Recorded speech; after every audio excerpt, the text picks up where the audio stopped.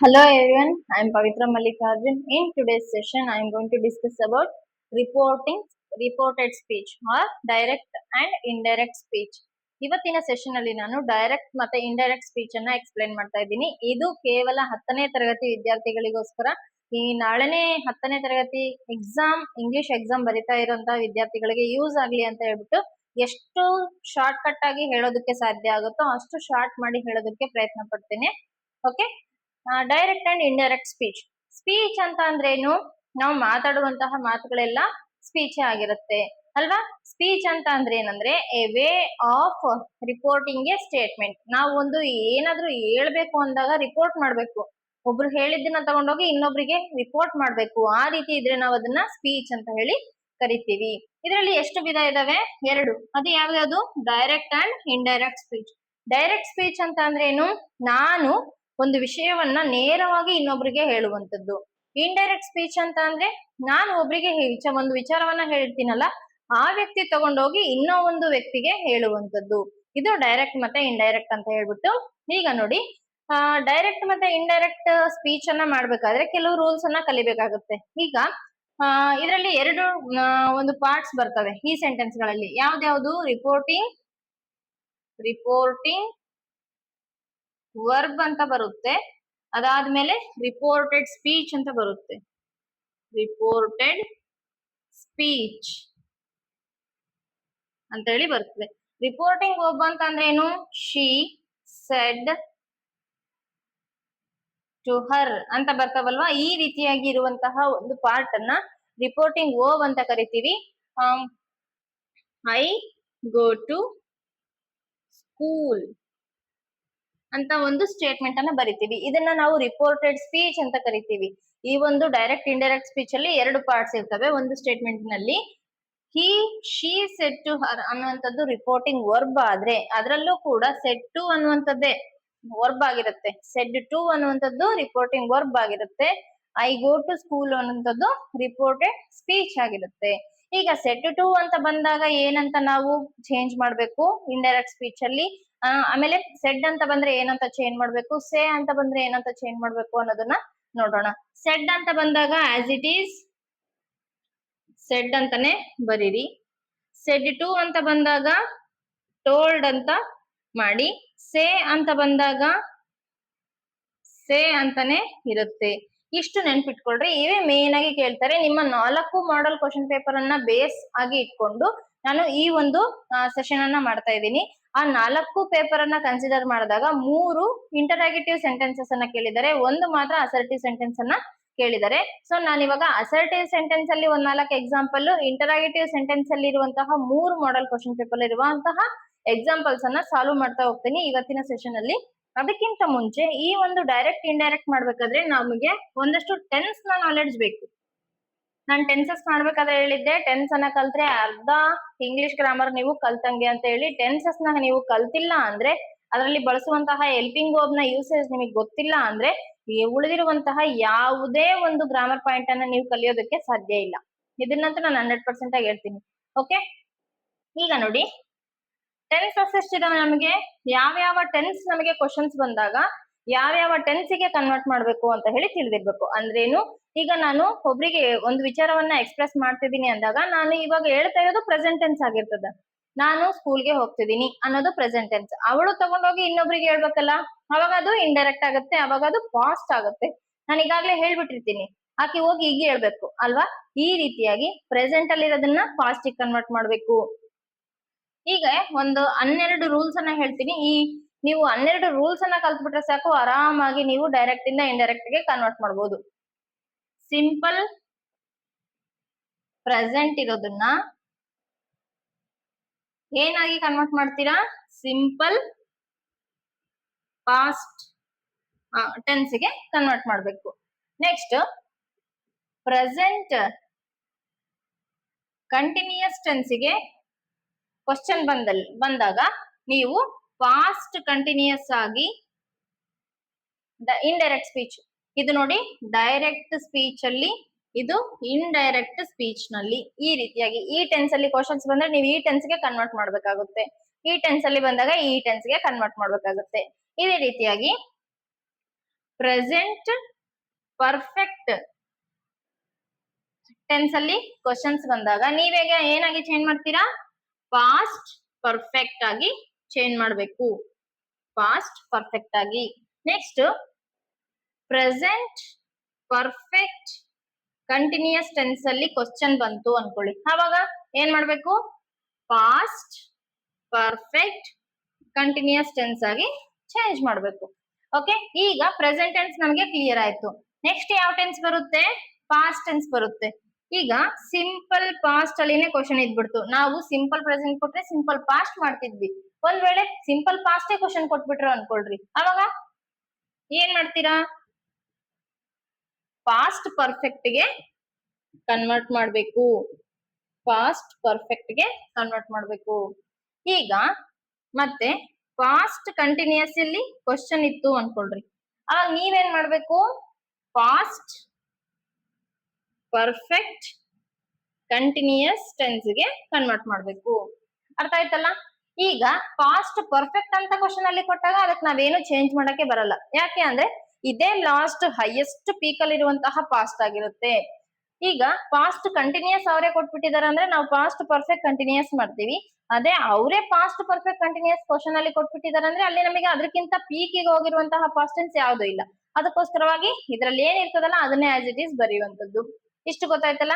ಇನ್ನು helping verbs ಆಗಿರುವಂತಹ will, shall, can plus V1 ಅಂತ ನಿಮ್ಮ ಒಂದು ಡೈರೆಕ್ಟ್ ಸ್ಪೀಚ್ ಅಲ್ಲಿ ಕೊಟ್ರು ಅನ್ಕೊಳ್ರಿ, ನೀವ್ ಇದನ್ನ ಏನಾಗಿ ಚೇಂಜ್ ಮಾಡ್ಬೇಕಾಗುತ್ತೆ, ವಿಲ್ ಇರೋದನ್ನ ವುಡ್ ಆಗಿ ಮಾಡ್ಬೇಕು, ಪ್ಲಸ್ ಶಲ್ ಇರೋದನ್ನ ಶುಡ್ ಅಂತ ಮಾಡ್ಬೇಕು, ಅದಾದ್ಮೇಲೆ ಕ್ಯಾನ್ ಇರೋದನ್ನ ಕುಡ್ ಆಗಿ ಕನ್ವರ್ಟ್ ಮಾಡಿ ಆಸ್ ಇಟ್ ಈಸ್ V1. ಇದು ಇಂಪಾರ್ಟೆಂಟ್, V1 ಇರುತ್ತೆ ನೋಡಿ, ಇದು ಬಂದ್ರು ಕೂಡ V1 ಇರುತ್ತೆ, ಇದು ಬಂದ್ರು ಕೂಡ V1 ಇರುತ್ತೆ.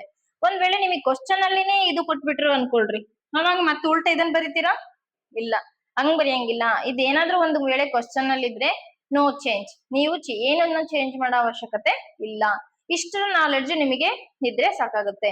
ಇನ್ನು ಒಂದು ಡೂ ಅಥವಾ ಡಸ್ ಇದ್ದು ಪ್ಲಸ್ V1 ಇದ್ದಾಗ ನಿಮ್ಮ ಆನ್ಸರ್ ಏನಾಗಿರ್ಬೇಕು, ನಿಮ್ಮ ಇಂಡೈರೆಕ್ಟ್ ಸ್ಪೀಚ್ ಅಲ್ಲಿ ಇರುವಂತಹ ವರ್ಬ್ ಏನಾಗಿರ್ಬೇಕು, ಡಿಡ್ ಪ್ಲಸ್ V1 ನಿಮ್ಮ ಆನ್ಸರ್ ಅಲ್ಲಿ ಇಂಡೈರೆಕ್ಟ್ ಸ್ಪೀಚ್ ಅಲ್ಲಿ ಬರೀಬೇಕು.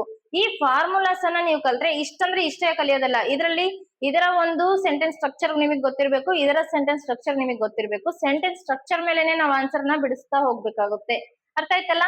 ಈ ಒಂದು ಫಾರ್ಮುಲಾಗಳನ್ನ ನೀವು ಬಹ್ಯಾಟ್ ಮಾಡಿದ್ರೆ ಈ ಒಂದು ಆನ್ಸರ್ ಗಳಿಗೆ, ಈ ಕ್ವಶನ್ ಗಳಿಗೆ ಆನ್ಸರ್ ಮಾಡೋದು ತುಂಬಾ ತುಂಬಾ ಈಸಿ ಆಗುತ್ತೆ. ಇದು ತುಂಬಾ ಇಂಪಾರ್ಟೆಂಟ್ ಆಗಿರುವಂತಹ ಚಾರ್ಟ್. ನೀವು ಇದನ್ನ ಒಂದ್ 2-3 ಸಲ ಅರ್ಥ ಮಾಡ್ಕೊಂಡ್ರೆ ಸಾಕು, ಅಥವಾ ಈ ಕ್ಲಾಸ್ ಅನ್ನ ರಿಪೀಟೆಡ್ ಆಗಿ ಕೇಳಿದ್ರು ಕೂಡ ನಿಮಗೆ ಚೆನ್ನಾಗಿ ಅರ್ಥ ಆಗುತ್ತೆ ಅಂತ ಹೇಳ್ಬೋದು. ಈಗ ನೋಡಿ, ನಾನು ಕೆಲವು ಎಕ್ಸಾಂಪಲ್ಸ್ ಅನ್ನ ತಗೊಳ್ತೀನಿ. ಅದಕ್ಕಿಂತ ಮುಂಚೆ ನಾವು ಒಂದು ಡೈರೆಕ್ಟ್ ಸ್ಪೀಚ್ ಅನ್ನ ಇಂಡೈರೆಕ್ಟ್ ಸ್ಪೀಚ್ ಗೆ ಕನ್ವರ್ಟ್ ಮಾಡ್ಬೇಕಾದಾಗ ಯಾವ್ಯಾವ ರೂಲ್ಸ್ ಅನ್ನ ಅಪ್ಲೈ ಮಾಡ್ಬೇಕಾಗುತ್ತೆ ಅಂತ ಹೇಳ್ತೀನಿ. She said to, she said to me, ಅವಳು ನನಗೆ ಹೇಳಿದ್ಲು. ಏನಂತ ಹೇಳಿದ್ಲು, I am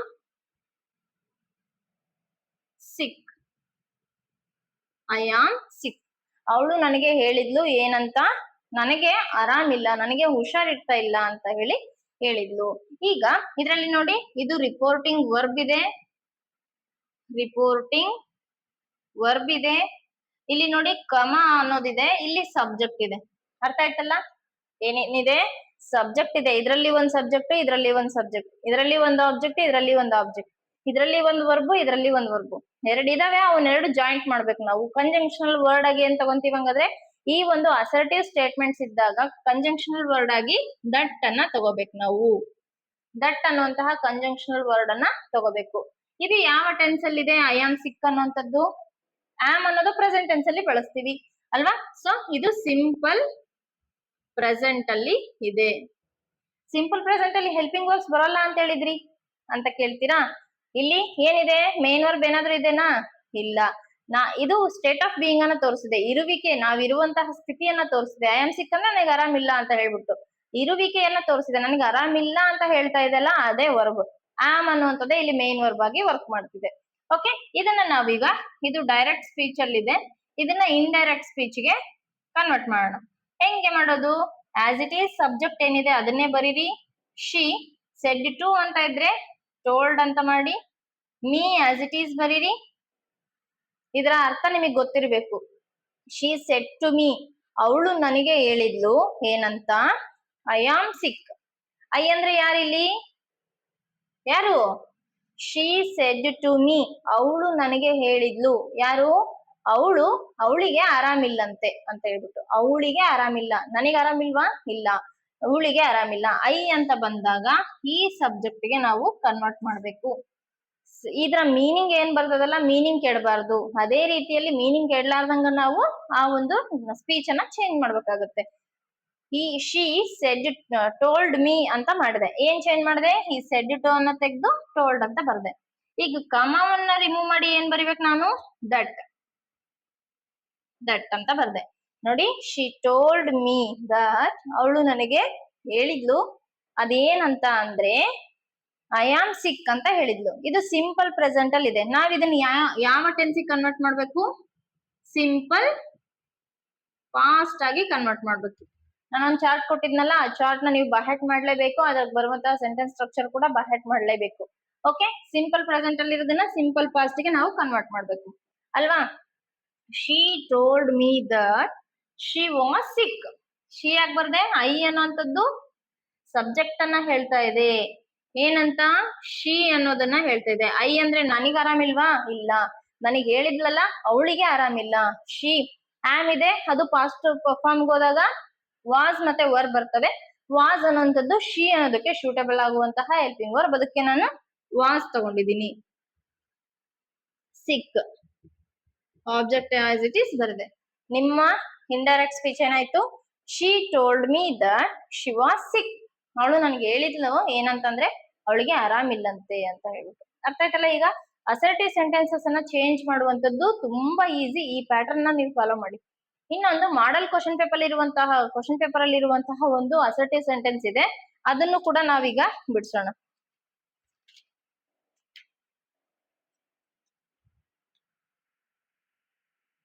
assertive sentence. Okay, Rameshwari said to Kusuma, I am coming to school tomorrow. Rameshwari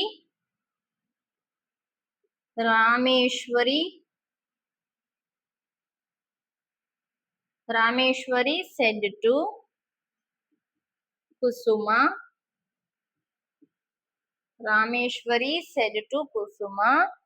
I am coming to school tomorrow. I am coming to school tomorrow.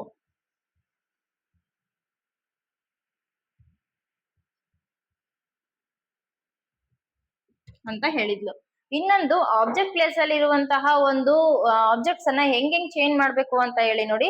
Tomorrow ಅಂತ ಇದ್ರೆ next day ಅಥವಾ following day ಅಂತ ಹೇಳಿ ಮಾಡ್ಬೇಕು. Yesterday ಅಂತ ಇದ್ದಿದ್ರೆ last day ಅಂತ ಮಾಡ್ಬೇಕು.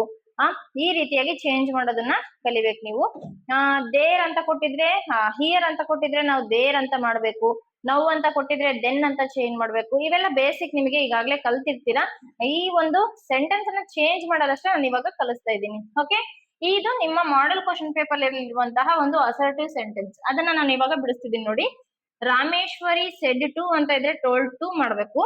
ರಾಮೇಶ್ವರಿ ಸೆಡ್ ಟು ಇರೋದನ್ನ ಟೋಲ್ಡ್ ಮಾಡ್ಬೇಕು. ಕುಸುಮ ಆಸ್ ಇಟ್ ಈಸ್ ಬರಿತೀನಿ. ಕುಸುಮ ಏನಂತ ಹೇಳಿದ್ಲು? I am coming to school tomorrow. ನಾನು ನಾಳೆ ಸ್ಕೂಲಿಗೆ ಬರ್ತಾ ಇದ್ದೀನಿ ಅಂತ ಹೇಳಿದ್ಲು. ಏನಂತ ಹೇಳಿದ್ಲು? I am coming to school tomorrow. Am coming ಅಂತ ಇದೆ ಅಂದ್ರೆ ಪ್ರೆಸೆಂಟ್ ಕಂಟಿನ್ಯೂಸ್ ಇದೆ ಅಲ್ವಾ? ಪ್ರೆಸೆಂಟ್ ಕಂಟಿನ್ಯೂಸ್ ಇದೆ. ನಾವ್ ಇದನ್ನ ಏನಾಗಿ ಕನ್ವರ್ಟ್ ಮಾಡ್ಬೇಕು? ಪಾಸ್ಟ್ ಆಗಿ ಕನ್ವರ್ಟ್ ಮಾಡ್ಬೇಕು. ಪಾಸ್ಟ್ ಕಂಟಿನ್ಯೂಸ್ ಆಗಿ ಕನ್ವರ್ಟ್ ಮಾಡ್ಬೇಕು. ಪ್ರೆಸೆಂಟ್ ಕಂಟಿನ್ಯೂಸ್ ಅಲ್ಲಿ ಇರೋದನ್ನ ಪಾಸ್ಟ್ ಕಂಟಿನ್ಯೂಸ್ ಆಗಿ ಮಾಡ್ಬೇಕು. ಈ ಒಂದು ಪಾರ್ಟ್ ಮುಗೀತಿ. ಇವಾಗ ಕನೆಕ್ಟಿಂಗ್ ವರ್ಡ್ ಅಸರ್ಟಿವ್ ಸೆಂಟೆನ್ಸ್ ಇದ್ದಾಗ ಯಾವ ಕನೆಕ್ಟಿಂಗ್ ವರ್ಡ್ ಬಳಸ್ತೀವಿ?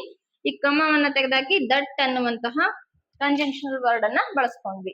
ಅರ್ಥ ಆಯ್ತಲ್ಲ. ಈಗ ಐ ಅನ್ನುವಂಥದ್ದು ಈ ರಾಮೇಶ್ವರಿ ಅನ್ನೋದು ಹುಡುಗಿನೇ, ಕುಸುಮ ಅನ್ನೋದು ಹುಡುಗಿನೇ. ಇವಾಗ ನೀವೇನು ತಲೆ ಕೆಡ್ಸ್ಕೊಳ್ಳೋದ್ ಬೇಕಾಗಿಲ್ಲ, ಶಿ ಅಂತ ಡೈರೆಕ್ಟ್ ಆಗಿ ಬರಿಬಹುದು. ಆದ್ರೂ ಕೂಡ ಐ ಅಂತ ಬಂದಾಗ ಸ್ವಲ್ಪ ಕೇರ್ಫುಲ್ ಆಗಿರ್ಲಿ. ಈ ಹೆಸರುಗಳು ಚೇಂಜ್ ಮಾಡಿದಾಗ ಐ ಅನ್ನೋಂಥದ್ದು ಯಾವ್ದಕ್ಕೆ ಚೇಂಜ್ ಮಾಡ್ಬೇಕು ಅನ್ನೋದು ನೀವು ಮೀನಿಂಗ್ ಅನ್ನ ಅರ್ಥ ಮಾಡ್ಕೊಳ್ಳೋದ್ರ ಮುಖಾಂತರ ಬಿಡಿಸಿದ್ರೆ ಚೆನ್ನಾಗಿರುತ್ತೆ. ಶೀಗೆ ಆಮ್ ಪ್ಲೇಸ್ ಅಲ್ಲಿ ವಾಸ್ ಸೂಟಬಲ್ ಆಗುತ್ತೋ ವರ್ ಸೂಟಬಲ್ ಆಗುತ್ತೋ? Yes, was coming as it is ಇರ್ತದೆ. ಯಾಕೆ ಅಂತ ಅಂದ್ರೆ ಪ್ರೆಸೆಂಟ್ ಕಂಟಿನ್ಯೂಸ್ ಇರೋದನ್ನ ನಾನು ಪಾಸ್ಟ್ ಕಂಟಿನ್ಯೂಸ್ ಆಗಿ ಮಾಡ್ತಾ ಇದ್ದೀನಿ. ING form as it is ಇರುತ್ತೆ. Was coming to school tomorrow ಅಂತ ಇದ್ರೆ the next day, next day ಇದು ನಿಮ್ಮ ಆನ್ಸರ್ ಆಗ್ಬೇಕು. ಅಥವಾ ದ ಫಾಲೋಯಿಂಗ್ ಡೇ ಅಂತ ಕೂಡ ನೀವು ಬರಿಬಹುದು. ಅರ್ಥ ಆಯ್ತಲ್ಲ. ನಿಮ್ಮ ಇಂಡೈರೆಕ್ಟ್ ಸ್ಪೀಚ್ ಆನ್ಸರ್ ಏನಾಯ್ತು? ಇದು ಡೈರೆಕ್ಟ್ ಸ್ಪೀಚ್. ಇದು ನಿಮ್ಮ ಮಾಡೆಲ್ ಕ್ವಶನ್ ಪೇಪರ್ ಇರುವಂತಹ ಒಂದು ಕ್ವಶನ್ ಆಗಿದೆ. Rameshwari said to Kusuma I am coming to school tomorrow ಅನ್ನೋದಕ್ಕೆ Rameshwari told Kusuma that she was coming to school the next day. ಇದು ಇಂಡೈರೆಕ್ಟ್ ಸ್ಪೀಚ್ ಆಗ್ಬೇಕು. ಈಗ ಕೆಲವು ಇಷ್ಟು ಅಸರ್ಟಿವ್ ಸೆಂಟೆನ್ಸ್, ಇದೇ ಪ್ಯಾಟರ್ನ್ ಅಲ್ಲಿ ನೀವು ಯಾವುದೇ ಅಸರ್ಟಿವ್ ಸೆಂಟೆನ್ಸ್ ಅನ್ನ ಕೊಟ್ಟಾಗ ಅಥವಾ ಸಿಂಪಲ್ ಸೆಂಟೆನ್ಸ್ ಅನ್ನ ಕೊಟ್ಟಾಗ ಆರಾಮಾಗಿ ಈ ಒಂದು ಟ್ರಿಕ್ಸ್ ಅನ್ನ ಫಾಲೋ ಮಾಡ್ಬಿಟ್ಟು ಚೇಂಜ್ ಮಾಡಿ. ಈಗ ನಿಮ್ಮ ಮಾಡೆಲ್ ಕ್ವಶನ್ ಪೇಪರ್ ಇರುವಂತಹ ಇಂಟರಾಗೇಟಿವ್ ಸೆಂಟೆನ್ಸಸ್ ಅನ್ನ ಚೇಂಜ್ ಮಾಡೋದು ಹೆಂಗೆ ಅಂತ ಹೇಳಿ ನಾನು ಇವಾಗ ಹೇಳ್ಕೊಡ್ತೀನಿ. ಓಕೆ, ಈಗ ನೋಡಿ ಡೈರೆಕ್ಟ್ ಇಂಡೈರೆಕ್ಟ್ ಸ್ಪೀಚ್ ನಲ್ಲಿ ಇಂಟರಾಗೇಟಿವ್ ಸೆಂಟೆನ್ಸಸ್ ಅನ್ನ ಡೈರೆಕ್ಟ್ ಸ್ಪೀಚ್ ಇಂದ ಇಂಡೈರೆಕ್ಟ್ ಸ್ಪೀಚ್ ಗೆ ನಾವು ಕನ್ವರ್ಟ್ ಮಾಡೋದು ಹೆಂಗೆ ಅಂತ ಹೇಳ್ಬಿಟ್ಟು, ಈಗ ರಿಪೋರ್ಟಿಂಗ್ ವರ್ಬ್ ಏನಿದೆ ಅಲ್ಲ, ನಾವು ಸೆಡ್ ಟು ಇರೋದನ್ನ ಟೋಲ್ಡ್ ಅಂತ ಹೇಳಿ ಅಸರ್ಟಿವ್ ಸೆಂಟೆನ್ಸ್ ಇದ್ದಾಗ ಮಾಡ್ತಾ ಇದ್ವಿ. ಈ ಇಂಟರಾಗೇಟಿವ್ ಸೆಂಟೆನ್ಸ್ ಅಂತ ಅಂದ್ರೆ ಮೀನಿಂಗ್ ಏನು? ಇಂಟರಾಗೇಟಿವ್ ಸೆಂಟೆನ್ಸ್ ಅಂದ್ರೆ ಕ್ವಶನ್ಸ್ ಅಲ್ವಾ. ಕ್ವಶನ್ ಅನ್ನ ಕೇಳ್ಬೇಕಾದಾಗ ನಮಗೇನು ರಿಪ್ಲೈ ಬರುತ್ತೆ? ಆನ್ಸರ್. ಅಥವಾ ಕ್ವಶನ್ ಕೇಳೋದನ್ನ ಎನ್ಕ್ವೈರ್ಡ್ ಅಂತೀವಿ. ಆ ಒಂದು ಸಿಚುಯೇಷನ್ ಗೆ ತಕ್ಕಂತೆ ನಾವು ಇಲ್ಲಿ ರಿಪೋರ್ಟಿಂಗ್ ವರ್ಬ್ ಅನ್ನ ಹಾಕ್ಬೇಕಾಗುತ್ತೆ. ಸಮ್ ಟೈಮ್ಸ್ ಅವರೇ ಕೊಟ್ಬಿಡ್ತಾರೆ. ಈಗ ಮಾಡೆಲ್ ಕ್ವಶನ್ ಪೇಪರ್ ಅಲ್ಲಿ ಅವರೇ ಕೊಟ್ಬಿಟ್ಟಿದ್ದಾರೆ. ಏನಂತ? ನೇಹಾ ಆಸ್ಕ್ಡ್ ನೀತಿ ಅಂತ ಹೇಳಿ ಅವರೇ ಕೊಟ್ಟಿದ್ದಾರೆ. ಈ ಕಾನ್ವರ್ಸೇಷನ್ ಮುಖಾಂತರವಾಗಿ ಕೊಟ್ಟು ಒಂದು ಲೈನ್ ಗೆ ಅಂಡರ್ಲೈನ್ ಮಾಡಿರ್ತಾರೆ. ನಾನು ಆ ಲೈನ್ ಅನ್ನ ಇಲ್ಲಿ ಬರ್ಕೊಂಡಿದ್ದೀನಿ. ಓಕೆ, ಇದನ್ನ ಇವಾಗ ಚೇಂಜ್ ಮಾಡೋದು ಹೆಂಗೆ ಅಂತ ನೋಡೋಣ. ಆನ್ಸರ್ ಅಲ್ಲಿ ಆಸ್ ಇಟ್ ಈಸ್ ಅವರೇ ಕೊಟ್ಟಿರೋದನ್ನ ರಿಪೋರ್ಟಿಂಗ್ ವರ್ಬ್ ಏನಿರ್ತದ ಅದನ್ನೇ ಬರ್ಕೊಂಡ್ಬಿಡೋಣ. ನೇಹಾ ಆಸ್ಕ್ಡ್ ನೀತಿ. ಈಗ ಕನೆಕ್ಟಿಂಗ್ ವರ್ಡ್ ಅಸರ್ಟಿವ್ ಸೆಂಟೆನ್ಸ್ ಇದ್ದಾಗ ಏನಾಗ್ತಾ ಇದ್ವಿ? ದಟ್ ಅಂತ ಹಾಕ್ತಾ ಇದ್ವಿ. ಅದೇ ಇಂಟರಾಗೇಟಿವ್ ಸೆಂಟೆನ್ಸ್ ಗೆ ಏನ್ ಹಾಕ್ಬೇಕು? ವೆದರ್ ಆರ್ ಇಫ್ ಅನ್ನುವಂತಹ ವರ್ಡ್ ಅನ್ನ ಹಾಕ್ಬೇಕು. ಯಾವ ವರ್ಡ್ ಹಾಕ್ಬೇಕು? Whether or if. ಈ ಎರಡರಲ್ಲಿ ಯಾವ್ದಾದ್ರು ಒಂದ್ ಹಾಕಿದ್ರು ಕೂಡ ಅದು ಸರಿಯಾದ ಆನ್ಸರ್ ಆಗುತ್ತೆ. ಈಗ ನಾನು ಇಫ್ ಅನ್ನುವಂತಹ ಕನೆಕ್ಟಿಂಗ್ ವರ್ಡ್ ಅನ್ನ ಹಾಕ್ತೀನಿ. ಕಮ ತೆಗೆದಾಕ್ಬಿಟ್ಟು ಇಫ್ ಅನ್ನುವಂತಹ ಕನೆಕ್ಟಿಂಗ್ ವರ್ಡ್ ಹಾಕ್ತೀನಿ.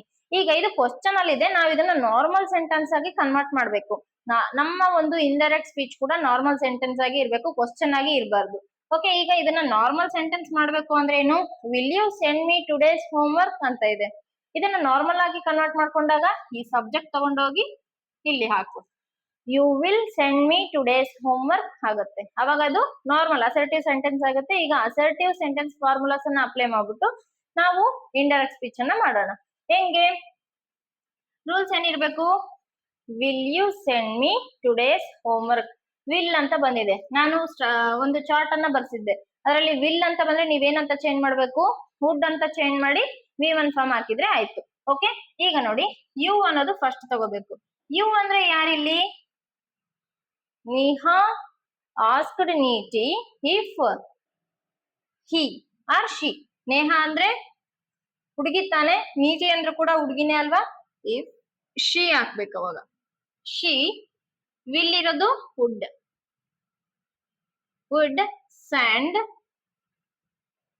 ಮೀ ಅಂತ ಬಂದಿದೆ ನೋಡಿ. ಮೀ ಅಂದಾಗ ಆಸ್ ಇಟ್ ಈಸ್ ಮೀನೇ ಬರೀತೀರಾ? ಹರ್. ಯಾರಿಗ್ ಮೀ ಅಂದಾಗ ನನಗ್ ಕಳಿಸ್ಕೊಡು ಅಂತ ಹೇಳಿ ಹೇಳ್ಬೇಕಾದಾಗ ಹರ್ ಅಂತ ಹೇಳ್ತೀವಿ. ಸೆಂಡ್ ಹರ್. ಟುಡೇಸ್ ಅಂತ ಇದೆ. ಸೊ ಟುಡೇಸ್ ಅಂತ ಇದ್ದಾಗ ಇಂಡೈರೆಕ್ಟ್ ಸ್ಪೀಚ್ ಆಗಿ ಏನ್ ಚೇಂಜ್ ಮಾಡ್ಬೇಕು? ದಟ್ ಡೇ ಅಂತ ಮಾಡ್ಬೇಕು. Her that days homework home work. ಇದು ನಾರ್ಮಲ್ ಸೆಂಟೆನ್ಸ್ ಆಯ್ತು. ಈ ರೀತಿಯಾಗಿ ನೀವು ರಿಪೋರ್ಟಿಂಗ್ ಸ್ಪೀಚ್ ಅನ್ನ ಚೇಂಜ್ ಮಾಡುವಂತದ್ದು. ಇನ್ನೊಂದು ತಗೊಂಡಿದ್ದೀನಿ ನೋಡಿ ಇವಾಗ ನಾನು. ರಿಹಾನ್ ಆಸ್ಕ್ಡ್ ನೇಹಾನ್, can you go through and review it for me ಅಂತ ಹೇಳಿ ಕೇಳ್ತಾ ಇದ್ದೇನೆ. ಇವಾಗ ನೋಡಿ ಇದನ್ನ ನಾನು ಚೇಂಜ್ ಮಾಡಿ ತೋರಿಸ್ತೀನಿ. ಇಲ್ಲಿ ನಿಮಗೆ ಕ್ವಶನ್ ಅಲ್ಲಿ ಇದೆ, ಅದನ್ನ ನಾರ್ಮಲ್ ಆಗಿ ಕನ್ವರ್ಟ್ ಮಾಡ್ಕೋಬೇಕಾದಾಗ ಈ ಯು ಅನ್ನ ಸ್ಟಾರ್ಟಿಂಗ್ ಅಲ್ಲಿ ತಗೊಂಡಾಗ you can go through and review it for me ಅನ್ನುವಂತಹ ಅಸರ್ಟಿವ್ ಸೆಂಟೆನ್ಸ್ ಕ್ರಿಯೇಟ್ ಆಗುತ್ತೆ. ಅವಾಗ ನಾವು ಇದನ್ನ ಚೇಂಜ್ ಮಾಡ್ಬೇಕು. ಓಕೆ, ರಿಹಾನ್ ಆಸ್ಕ್ಡ್ ನೇಹಾನ್. ಕನೆಕ್ಟಿಂಗ್ ವರ್ಡ್ ಏನ್ ಹಾಕ್ಬೇಕು ನಾವು? ವೆದರ್ ಅಥವಾ ಇಫ್ ಅನ್ನುವಂಥದ್ರೆ ಎರಡರಲ್ಲಿ ಯಾವ್ದಾದ್ರು ಒಂದ್ ಹಾಕಿದ್ರೆ ಆಯ್ತು. ವೆದರ್ ಅಂತ ತಗೊಂತೀನಿ. ವೆದರ್, ಯು ಅನ್ನೋದು ಫಸ್ಟ್ ಬರ್ಬೇಕು. ಯು ಅಂದ್ರೆ ಯಾರಿಲ್ಲಿ? ಹಿ ಅಲ್ವಾ? ಯು ಕ್ಯಾನ್ ಇದ್ದಿದ್ದೇನಾಗುತ್ತೆ? ಕುಡ್. You could. ಯು ಇರೋದು ಯುನೇ ಬರ್ದಿದ್ದೀನಿ. ಯಾಕೆ ಯುನೇ ಬರ್ದಿದ್ದೀನಿ? ಹಿಂಗ್ ಬರಿಬೋದಾ ನಾವು? ಇಲ್ಲ, ಯು ಇರೋದನ್ನ ನಾವು ಪ್ರನೌನ್ ಆಗಿ ಕನ್ವರ್ಟ್ ಮಾಡ್ಬೇಕು. ಇದಕ್ಕೆ ನಾವು ಕನ್ವರ್ಟ್ ಮಾಡ್ಬೇಕಾ? ಇದಕ್ಕೆ ಕನ್ವರ್ಟ್ ಮಾಡ್ಬೇಕಾ? ರಿಹಾನು ಕೇಳ್ತಾ ಇದ್ದಾನೆ ಯಾರನ್ನ? ನೇಹಾನ್ನ ಅಲ್ವಾ? ಯು ಅಂದ್ರೆ ಯಾರು ಇವಾಗ? ನೇಹಾನ್ ಆಗ್ತಾನೆ. ಸೊ ಹಿ ಅಲ್ವಾ? ಹಿ ಅಂತ ಹಾಕ್ಬೇಕು ನಾವು. ಹಿ ಕುಡ್ ಕುಡ್ ತಕ್ಷಣ V1 ಬರ್ಬೇಕು. So go as it is ಬರಿತೀನಿ. Go through. ಇನ್ನ ಉಳಿದಿದ್ದನ್ನೆಲ್ಲ ಅದೇ ರೀತಿ ಬರ್ದ್ಬಿಡೋದು. Go through and review it ಅಂತ ಇದೆ. ಅದನ್ನ ಏನ್ ಮಾಡ್ಬೇಕು? That for review that for me ಅಂತ ಇದೆ. ಮೀ ಅಂದ್ರೆ ಯಾರು? ರಿಹಾನ್. ಇವಾಗ ಲಾಸ್ಟ್ ಸೆಂಟೆನ್ಸ್ ಅಲ್ಲಿ ಹಿ ಅಂತ ಬರೆಯಕ್ಕಾಗತ್ತಾ? ಇಲ್ಲ. ಅದಕ್ಕೆ ನಾವು ಹಿ ಅಂತ ಸಬ್ಜೆಕ್ಟ್ ಪ್ಲೇಸ್ ಅಲ್ಲಿ ಇದ್ರೆ ಅದನ್ನ ಹಿಮ್ ಅಂತ ಚೇಂಜ್ ಮಾಡ್ತೀವಿ. For him. ಇದು ನಿಮ್ಮ ಆನ್ಸರ್ ಆಗ್ಬೇಕು. ಇಲ್ಲಿ ಮೀನಿಂಗ್ ಅನ್ನ ನೀವು ನೋಡ್ಕೊಂತ ಕುಂದ್ರಬಾರ್ದು. ಈ ಸ್ಟ್ರಕ್ಚರ್ ಅನ್ನ ನೋಡ್ಬಿಟ್ಟು ಈ ಸ್ಟ್ರಕ್ಚರ್ ಚೇಂಜ್ ಮಾಡ್ಬೇಕೇ ಹೊರತು ನಾವು ಮೀನಿಂಗ್ ಬರ್ತದ ಇಲ್ಲ ಅಂತ ಹೇಳಿ ಓದಿ ಬರೆಯಕ್ ಹೋಗ್ಬಾರ್ದು. ಒಂದೊಂದ್ ಸೆಂಟೆನ್ಸ್ ಅನ್ನ ಒಂದೊಂದು ವರ್ಡ್ ಅನ್ನ ತಗೋಬೇಕು. ಆ ವರ್ಡ್ ಏನ್ ಚೇಂಜ್ ಮಾಡ್ಬೇಕಂತ ನೋಡ್ಕೊಂತ ಆನ್ಸರ್ ಅನ್ನ ಬರ್ದ್ರೆ ನಮ್ಮ ಆನ್ಸರ್ ಕರೆಕ್ಟ್ ಆಗುತ್ತೆ. ಈಗ ನೋಡಿ, ರಿಹಾನ್ ಆಸ್ಕ್ಡ್ ನೇಹಾನ್ whether he could go through and review that for him ಅಂತ ಹೇಳಿ ನಾವು ನಾರ್ಮಲ್ ಮಾತಾಡುವಂತಹ ಲ್ಯಾಂಗ್ವೇಜ್ ಬೇರೆ ಇರುತ್ತೆ, ಎಕ್ಸಾಮ್ ಅಲ್ಲಿ ಬರೆಯುವಂತಹ ಬುಕ್ಕಿಶ್ ಲ್ಯಾಂಗ್ವೇಜ್ ಬೇರೆ ಇರುತ್ತೆ. ನಾವು ರೂಲ್ಸ್ ಅನ್ನ ಅಪ್ಲೈ ಮಾಡಿ ಆನ್ಸರ್ ಬರಿಬೇಕೇ ಹೊರತು ನಮ್ಮ ಲ್ಯಾಂಗ್ವೇಜ್ ಬೇಸ್ ಮೇಲೆ ನಾವು ಬರೆಯಕ್ ಹೋಗ್ಬಾರ್ದು. ಇದು ಕ್ಲಿಯರ್ ಆಯ್ತು ಅನ್ಕೋತೀನಿ. ರಿಪೋರ್ಟೆಡ್ ಸ್ಪೀಚ್ ತುಂಬಾ ಈಸಿ. ನಾನು ಬರ್ಸಿರುವಂತಹ ಚಾರ್ಟ್ ಅನ್ನ ಓದ್ಕೊಂಡು ಟೆನ್ಸಸ್ ಅನ್ನ ಕಲ್ತ್ರೆ ಮಾತ್ರ. ಓಕೆ, ಎಲ್ಲಾ 10ನೇ ತರಗತಿ ವಿದ್ಯಾರ್ಥಿಗಳಿಗೂ ನಾಳೆ ಇಂಗ್ಲಿಷ್ ಎಕ್ಸಾಮ್ ಅನ್ನ ಬರೀತಿದ್ದೀರಾ. ಎಲ್ಲರಿಗೂ ಆಲ್ ದ ಬೆಸ್ಟ್ ಅನ್ನ ಹೇಳ್ತಾ, ಈ ಕ್ಲಾಸ್ ನಿಮ್ಗೆ ಇಷ್ಟ ಆದ್ರೆ ಲೈಕ್ ಮಾಡಿ, ಶೇರ್ ಮಾಡಿ, ಸಬ್ಸ್ಕ್ರೈಬ್ ಮಾಡಿ. ಇನ್ನೂ ಏನಾದ್ರೂ ಡೌಟ್ ಇದ್ರೆ ಕಮೆಂಟ್ ನ ಮೂಲಕ ತಿಳಿಸಿ. Thank you for watching.